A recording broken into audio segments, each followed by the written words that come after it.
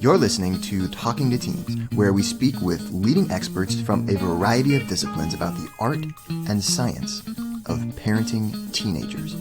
I'm your host, Andy Earle.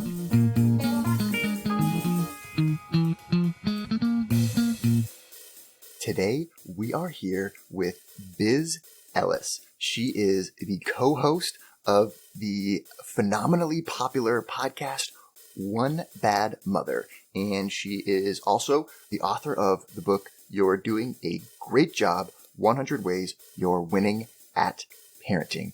And she is exhausted, mother of 2 children living in Pasadena.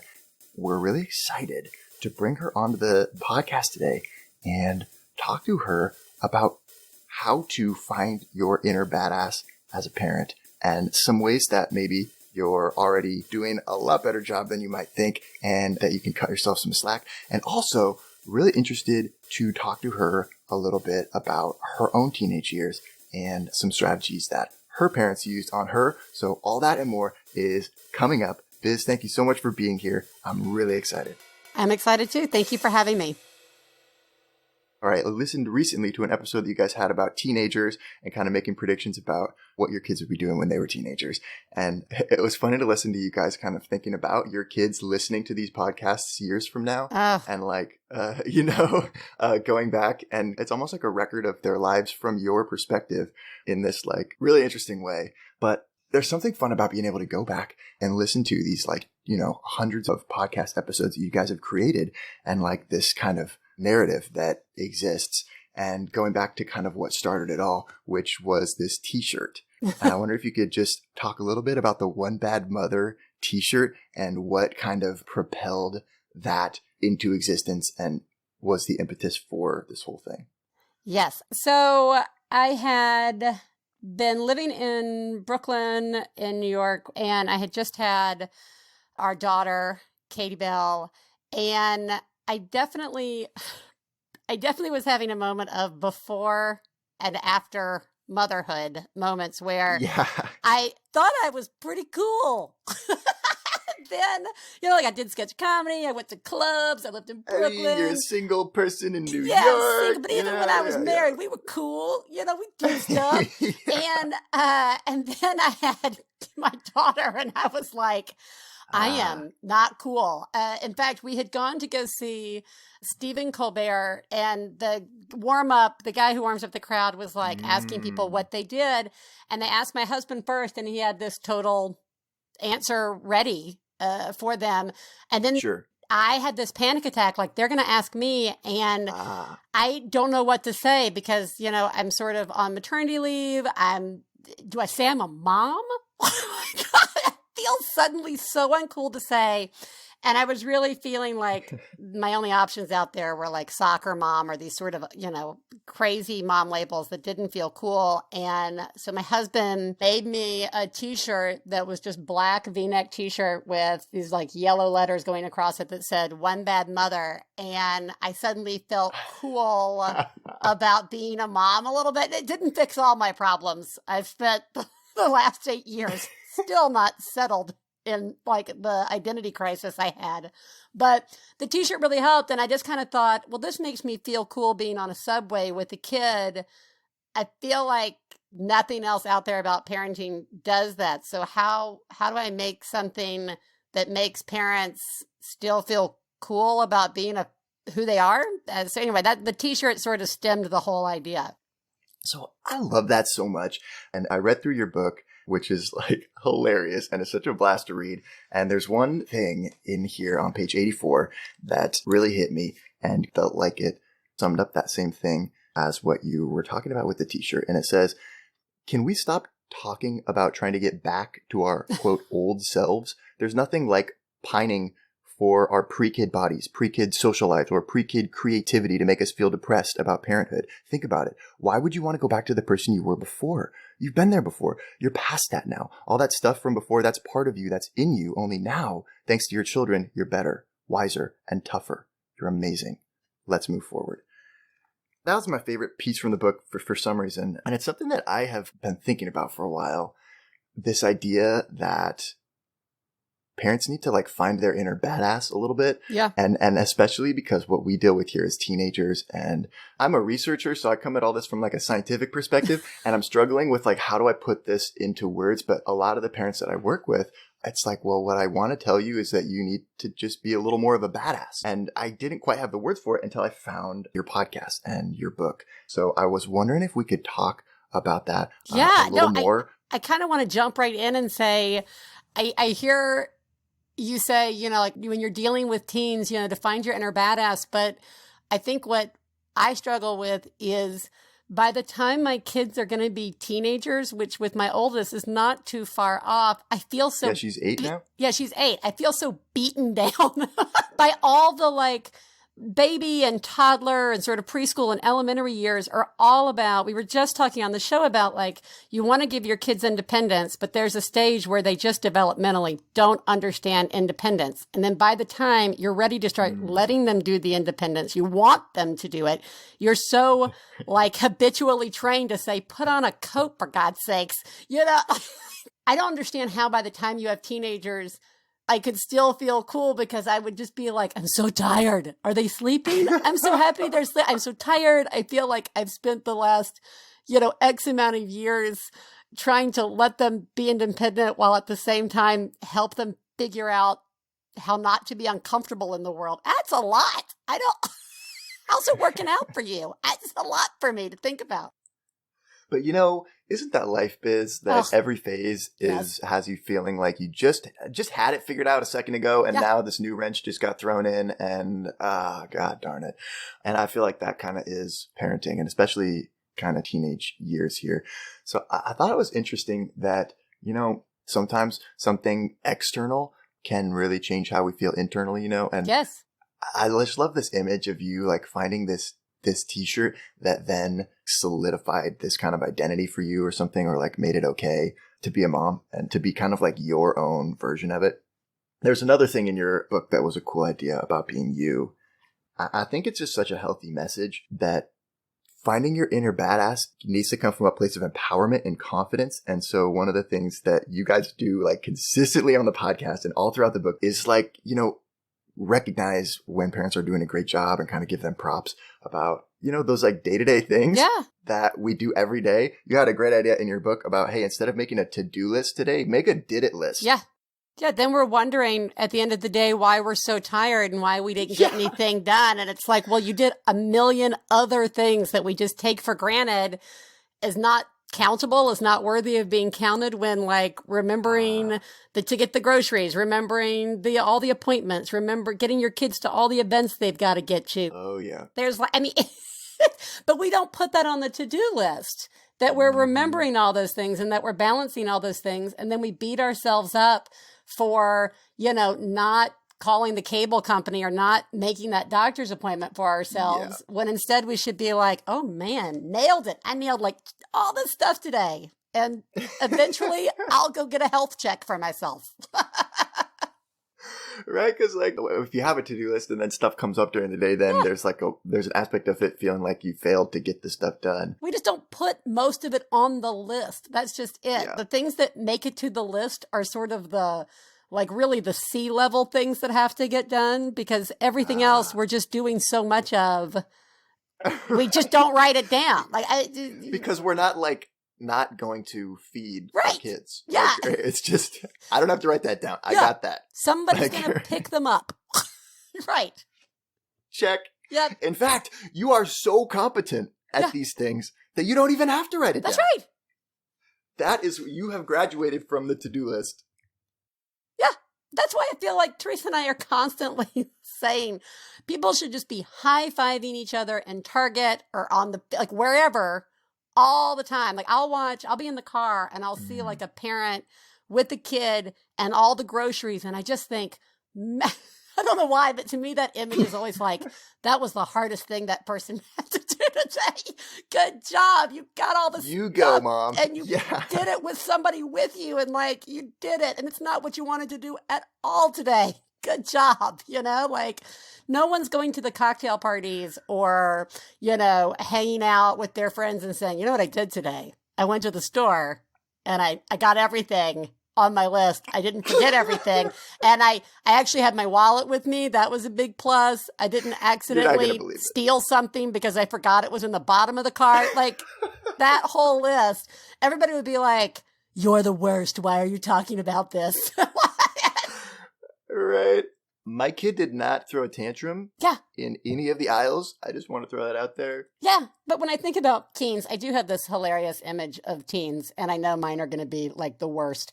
Everybody can go back and listen to this later and be like, yeah, you like the idea of the sullen teen slamming a door in your face and calling you the worst? You think that's going to be a lot of fun? But like, yeah, it's the same thing where I was like, I'm going to love newborns. I hated newborns. Like, just going to be. Oh, really?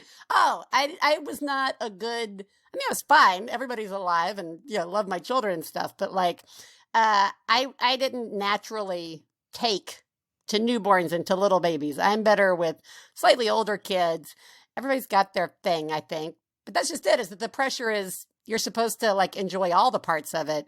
And that just, I just think that's one of the biggest myths that we have to deal with, is that like, I think you can be happy with your choices about having a kid in your house and at the same time not like it all the time, and that they can exist at the same time. And I think that's sort of the heart of what we try and get at the show, is that you get to be both. You get to like it and not like it at the same time. And it's okay. Yeah, that is what it is. And it's like that you don't feel like apologetic about anything, right? Or like, because you're doing the best you can and you don't need to feel bad, right? Like, there's so many ways that parents like just beat themselves up, I think. We do. How many times have you started a conversation? I love my kid's butt. Or, you know, where it's like, of course you love your kids. We just shouldn't even have to like apologize.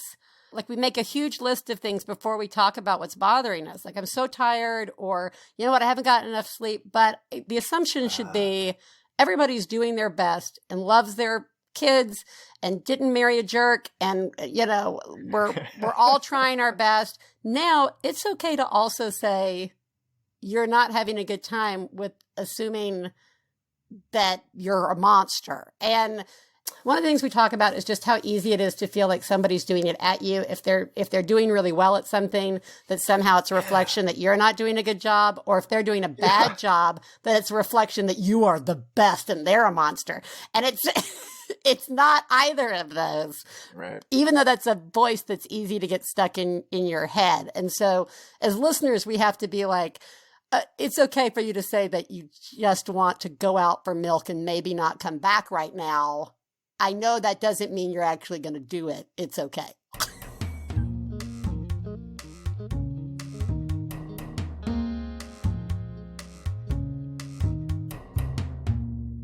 There is a fantastic scene in the movie Bridesmaids where she goes to a party at her arch rival's house, and she just like wants to hate the whole thing. Yeah. And she like pulls up, you know, and these cute little things that she's got set up, and okay, fine, I'll have some lemonade, and then like takes a sip of the lemonade, and then she's just like, oh, that is so good. Like there's this just look on her face like, I just hate you so much and love you at the same time, because like, wow, that's just incredible lemonade.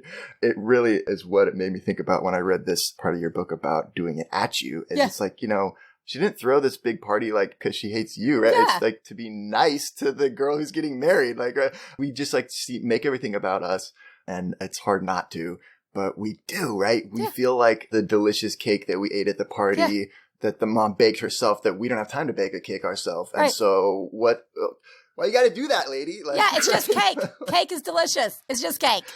Maybe she enjoys baking cake. Yeah, enjoy the cake, guys. It's just cake. But it's really hard. Again, you're so tired, man. And like, the thing is that like parenting can be super isolating. It's really easy to get like wrapped up in the idea that all the small stuff, all your day-to-day stuff can feel like really big, and we're all struggling with stuff. And so when you then go on to Facebook or go out in the world, it's really easy for the guilt to be triggered, or to feel judged, or to be judgy, and that's just like, I think it's like a really natural thing that we do. So we shouldn't beat ourselves up about that either. But we also should have that extra voice that says, it's just cake. It's okay. And like whatever that applies to, apply it. Because, I mean, we just can't beat ourselves up for those very natural feelings. And we also have to try and be mindful that those feelings probably aren't real. And it never stops. Kids are just always there, aren't they?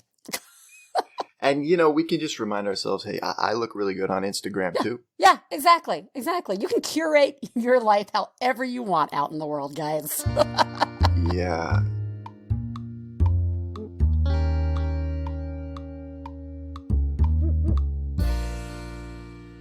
Thinking about social media brings up this topic that I am really interested in. I mean, we kind of just touched on it a second ago, but I just had my first memoirist on the podcast recently, and he's a father. It was really interesting to talk to him about the process of making his family life public knowledge in this book. And because it's there's really personal stuff in there about his struggles with his marriage and his kids and drugs and vandalism and all this stuff that they get kind of wrapped up in. And I hadn't really thought about it before I talked to him about it, but this conversation that he had to have with his family and, going through drafts of the manuscript.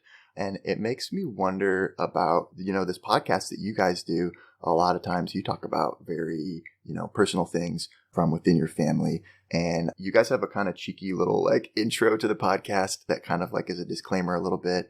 I was interested just if there's other conversations that you've had with your family or what else you've done to sort of address that. I think early on we had the initial conversation, Teresa, my co-host tonight, about do we change our kids' names? And at the time we both just had one kid.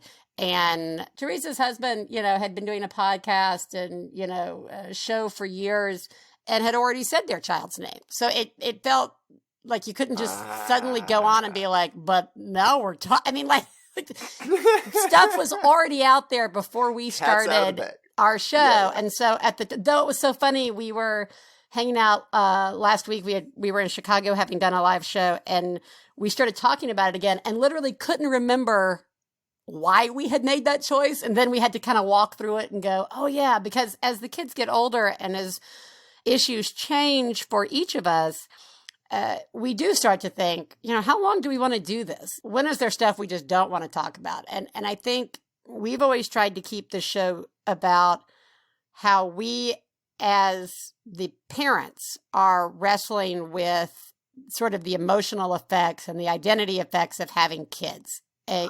So for example, if we're talking about something like whining, or if we talk about us yelling, we just did one about yelling, or I love that episode. Actually. Yeah. All right. We also, we've done, all these sorts of conversations, even though we're going to briefly talk about sort of what our kids are doing so that what's happening in our house. Right. It's really about us and why is this bothering us? Most of the time, the answer is, there's actually nothing wrong with our kids. It's all us. Sure. Yeah. Most of the time, that's the answer. And we've shared stuff about ourselves that I am I'm fine with that. I wonder if my kids will be fine with that later.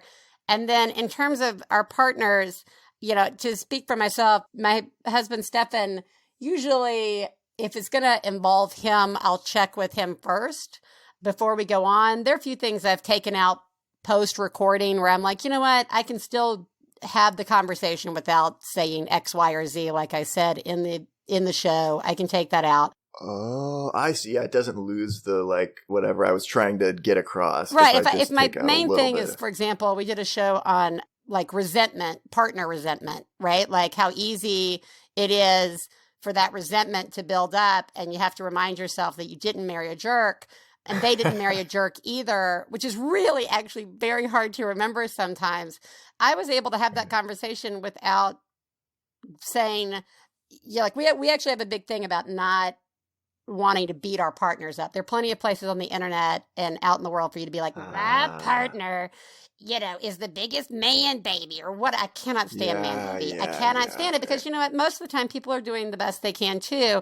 And like I said, you didn't marry a jerk for the most part. Some people did, but for the most part, sure, maybe you didn't. Right. That's our thing. I can get away with the conversation without also being cruel to my partner. So that sort of thing we have to be really mindful of. And again, we just try and keep it about ourselves. That said, I don't know how my kids are going to react to this later. I mean, I hope they see it as sort of a love letter to them. And, you know, I hope one day they think when they would even be remotely interested in listening to it, I hope that they would say, oh, okay, my mom really loved me. And that's what I hope. You know, who knows? Maybe they'll be like, screw you. Why would you do this to me? I don't know. We're here talking to Biz Ellis, host of the One Bad Mother podcast and author of You're Doing a Great Job. And we're not done yet. Here's a look at what's coming up in the second half of the show. So that really helps me. Like lots of times if they're having the meltdown or something, I'm able now to really say, okay, everything else that I was trying to do at the same time when this meltdown started, I'm going to actually stop. And I'm just going to focus and help my kid through this moment.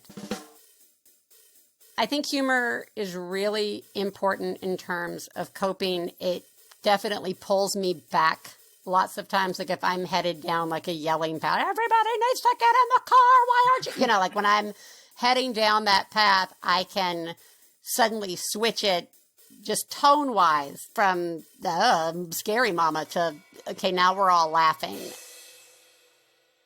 Let's say if, you know, a kid is trying to insult her, and the good news is kids are really bad at it. It's really not a very good insult, Katie Bell. How do you feel about that? I mean, did you think, how did it make you feel? You know, maybe that kid needs to go work on his stuff some more. Like we kind of approach it like that. Maybe we come up with some funny things we can say back to the kid that aren't mean, but are just like sharp and funny. Yeah, little quips or something. Yeah, like little quips. The other day she came home and said, you know, she had done one. She had said something that she felt pretty good about. And it was funny. You know, it was one of these things where these kids were kind of being mean behind her, but at the same time trying to get behind her. So she turned around and was like, what? You got a crush on me or something? And I was like, good job, baby girl. That was pretty good. You know, to which their response is, you're so weird. And I was like, well, we are. And that's okay. That's true. Oh, Mama was like, if somebody touches you or hits you, you hit them and you walk right down to the principal's office and you say, call my mama. So-and-so just hit me. I hit them back and she'll be here to help, you know, deal with any punishment you feel necessary. I grew up in the 70s in the South. I mean, people were still paddled back then, so we all had to be prepared. It's sort of like, you know, when you've got the toddler and you're trying to teach him how to say please and thank you, you got to do it every frickin' day over and over again. And it's not going to pay off till they're like 9. It's such a long game. It's such a long game before you really see it kick in. Investment. Want to hear the full interview? Sign up for a subscription today. You get unlimited access to all the interviews I've conducted. It's completely affordable, and your subscription helps support the work we do here at Talking to Teens. Thanks for listening. I'll see you next time.